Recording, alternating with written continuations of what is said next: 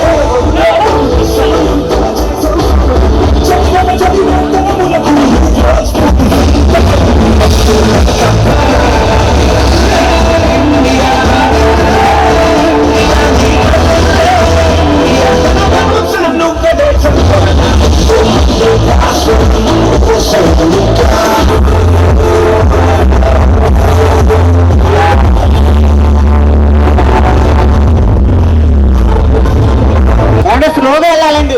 Line వెనకాల gap వచ్చేస్తుంది, దయచేసి స్లోగా నడవండి. వెనకాల ఫ్లాగ్ కూడా ఉందండి, 400 ఫీట్ ఫ్లాగ్ ఉంది. అది మూమెంట్ స్పీడ్ గా ఉంటుందండి. స్లో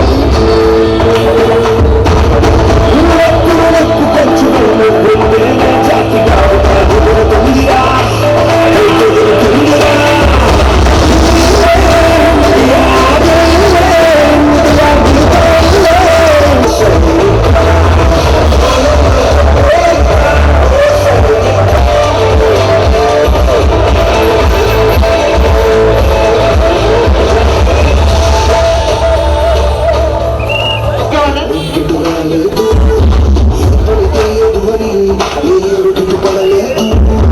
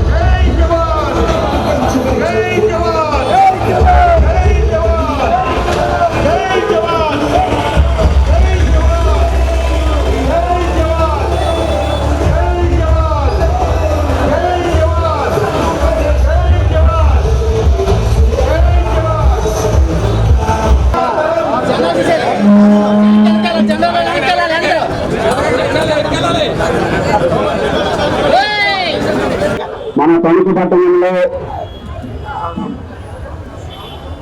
కూటమి నాయకులు, ప్రజలు, స్వచ్ఛంద సంస్థలు, విద్యా సంస్థలు, డాక్టర్స్, లాయర్స్, అన్ని వర్గాల ప్రజలు ఎంతో ఉత్సాహంగా మన దేశ ఆరోగ్య సంఘంగా పాల్గొని ఈ కార్యక్రమంలో పాల్గొన్నటువంటి ప్రతి ఒక్కరికి కూడా హృదయపూర్వక నమస్కారాలు తెలియజేసుకుంటున్నాను. మన దేశ ఎదుగుదల జరిగినప్పటి నుంచి కూడా మన దేశ అభివృద్ధికి ఆటంకాలు కలిగించే విధంగా అనేక దేశాలు తన ప్రయత్నాన్ని నిరంతరం కూడా చేస్తూనే ఉన్నాయి. ముఖ్యంగా భారతదేశంలోకి పాకిస్తాన్ ద్వారా ఉగ్రవాదాన్ని ప్రేరేపిస్తూ గత అనేక సంవత్సరాలుగా మనందరినీ కూడా ఇబ్బందులు పడుతున్నటువంటి పరిస్థితి మనందరం కూడా చూసాం. ఈ రోజు మరలా పాకిస్తాన్ అటువంటి కవింపు చర్యలకు బాధపడుతూ మన దేశంలో ఏదైనా ఒక మంచి జరిగితే దాన్ని అడ్డుకునే విధంగా, మన దేశాన్ని అభివృద్ధిని అడ్డుకునే విధంగా ఈరోజు నిరంతరం కూడా ఉగ్రవాదాన్ని ప్రోత్సహిస్తూ ఏ విధమైనటువంటి దాడులకు పాల్పడంలో మనందరం కూడా చూసాం. ఈరోజు పహల్గామ్ దాడులకు సంబంధించి 26 మంది మీద విచక్షణ రహితంగా కాల్పులు జరిపి వారిని ఏ విధంగా చంపిందో మనందరం కూడా చూసాం. దీని వెనుక ఈరోజు పాకిస్తాన్ ఉగ్రవాద సంస్థలన్నీ కూడా ఏ విధంగా ఉన్నాయో మనందరం చూసాం. అటువంటి పరిస్థితుల్లో ఈరోజు మన దేశంలో ఏదైతే మన ఆడపడుచుల మన భారత మహిళల సింధూరాన్ని తుడిచారో వారు, ఆ సింధూరు పేరుతో మన గౌరవ ప్రధానమంత్రి మోడీ గారు చేసినటువంటి ఈ ఉగ్రవాదుల లక్ష్యంగా ఉగ్రవాద నిర్మూలనకి ఏ విధంగా దాడులు చేశామో దానిలో పాల్గొన్నటువంటి భారత వివిధ దళాల సైన్యాధిపతులకు, సైన్యానికి కూడా మనందరి సంఘీభావం తెలియజేసుకుంటూ వారందరికీ కూడా ధన్యవాదాలు తెలియజేసుకుంటున్నాం. ఈరోజు మనందరం కూడా చూసాం. ఈరోజు ఈ దాడుల్లో అనేక మంది అమాయకుల ప్రాణాలను కట్టన పెట్టుకునేటువంటి పరిస్థితి.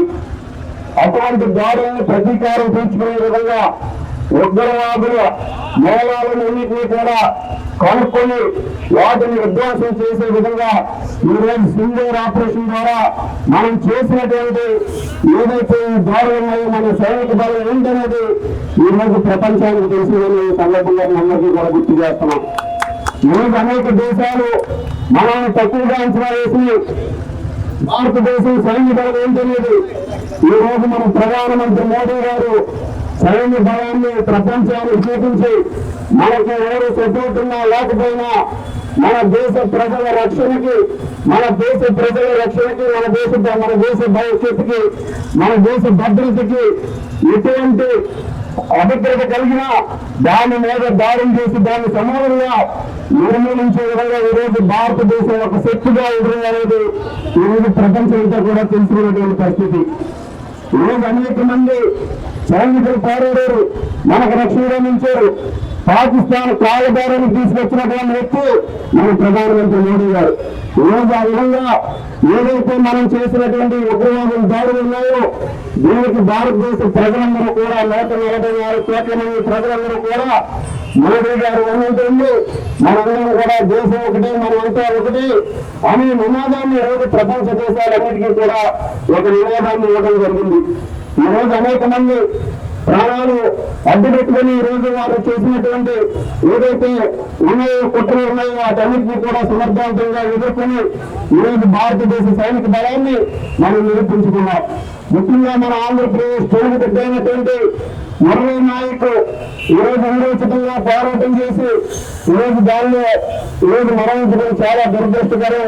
ఈరోజు వారిని స్ఫూర్తిగా యువత మనందరం కూడా తీసుకుని ముందుకు వెళ్లాల్సినటువంటి అవసరం ఉందని ఈ సందర్భంగా తెలియజేసుకుంటున్నాం. ఈరోజు ప్రపంచంలో భారతదేశం ఒక ఆర్థిక శక్తిగా ఎదుగుతుంది. రాబోయే సంవత్సరాల్లో మొదటి 3 స్థానాల్లో నిలవాలన్నది ఈ ప్రభుత్వం, ప్రధానమంత్రి మోడీ గారు లక్ష్యం. దానికి అనుగుణంగా ఈరోజు అనేక మంది, అనేక దేశాలు నిన్న కుట్రలు పమ్ముతూ మన ఆర్థిక వ్యవస్థని ఈరోజు నిర్వహణ చేసి బలహీనపరచాలని ఒక దురాలోచనతో ఎవరైతే ఉన్నారో వారందరికీ కూడా మన బలం, మన నాయకుడు మోడీ గారు చెప్పేటటువంటి సమాధానాల సందర్భంగా మీ అందరికీ కూడా తెలియజేస్తున్నాం.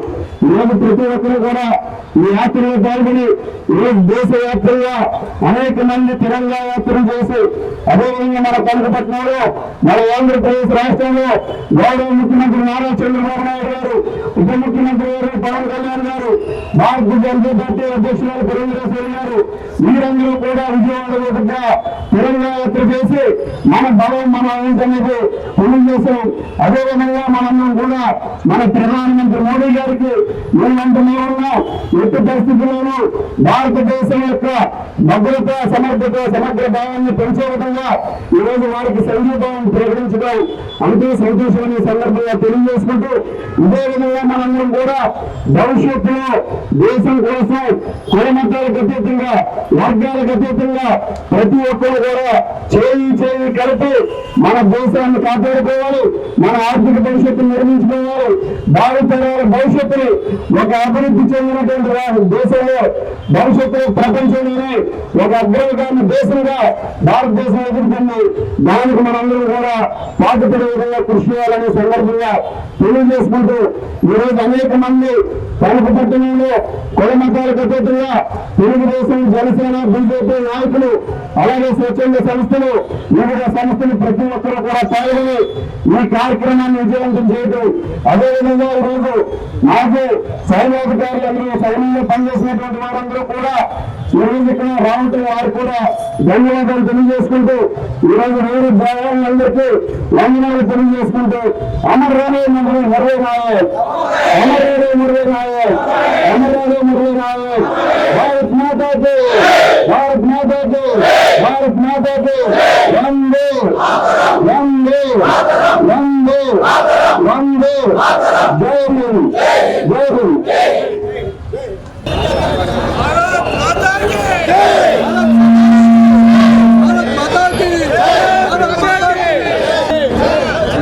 ఓకే, నాయక్ కె రామకృష్ణ శర్మ, రెడ్డి గారు తర్వాత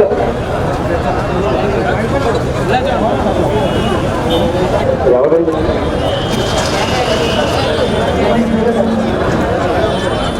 సాక్షాత్ కే రాజన్.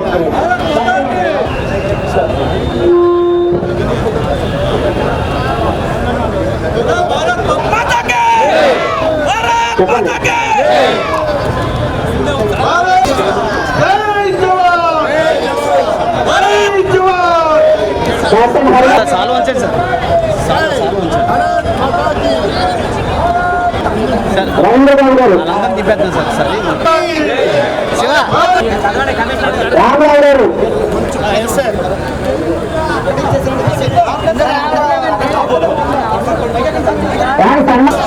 జై కిసాన్, మాతరం మాతరం, వందే మాతరం, వందే మాతరం, వందే మాతరం, మాతరం మాతరం, భారత్ మాతాకి వందే వందే వందే.